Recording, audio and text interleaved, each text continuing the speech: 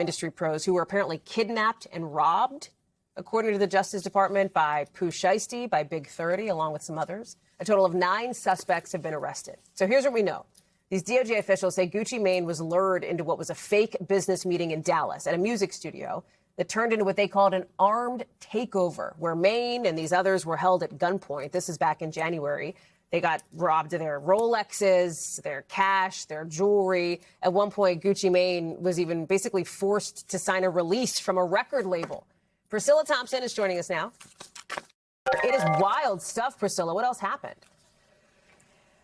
Yeah, Hallie, unbelievable, made for the movies kind of stuff. So Pooh Shiesty is signed to Gucci Mane's record label. So this business meeting was scheduled in January at a recording studio in Dallas, and Pooh Shiesty shows up with 8 other people. You mentioned Big 30. Also, his father was among those with him, and Gucci Mane shows up with 2 people. They're all in this recording studio together. Pooh Shiesty says to Gucci Mane, "Can we speak privately?" And he allegedly, according to this complaint, asked Gucci Mane to sign a release form that would release Pooh Shiesty from the record deal. Gucci Mane declined. They argue back and forth. Pooh Shiesty asks someone to bring him a bag and pulls out an AK-style pistol, according to this complaint, and demands that Gucci Mane sign this document releasing him from the recording deal. After that document is signed, then he goes on, Pooh Shiesty, to steal Gucci Mane's wedding ring, other jewelry, his wallet, and then the small group of individuals goes back out into the larger group that's in that recording studio,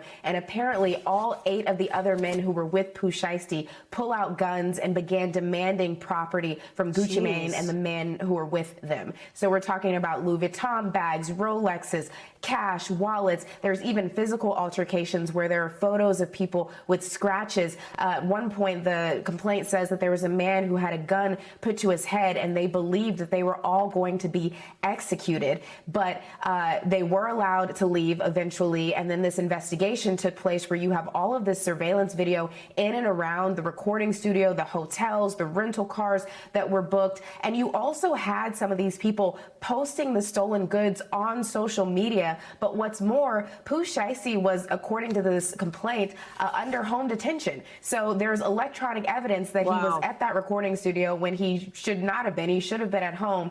So obviously these arrests were made. We know that 8 of the 9 men were arrested and have been charged with all 9 of them, though, charged with kidnapping and robbery. Hallie? Can I just ask one question, Priscilla? I don't know if we know the answer to this, but presumably, if Pooh Shiesty had been under home detention, he would have known that, right? That there was an electronic monitoring situation happening on him? 100%. And in fact, Hallie, according to the complaint, there was a conversation with his parole officer who said, "You are not where you're supposed to be." And Pooh Shiesty said he thought he had permission to leave and told the parole officer that he would be returning home. All this street shit. These niggas ain't Dr. Dre and Suge Knight lured Eazy-E to the studio, beat him, and he signed the release or signed whatever contract he signed. Nobody knew about it at all. Okay? Eazy-E didn't go to the law. Eazy-E didn't say nothing. Nobody knew about it until years later in all these documentaries. Gucci Mane went and meet up with Pooh Shiesty. The same scenario happened. He got robbed. He ended up signing documents to on release, whatever he got it on release.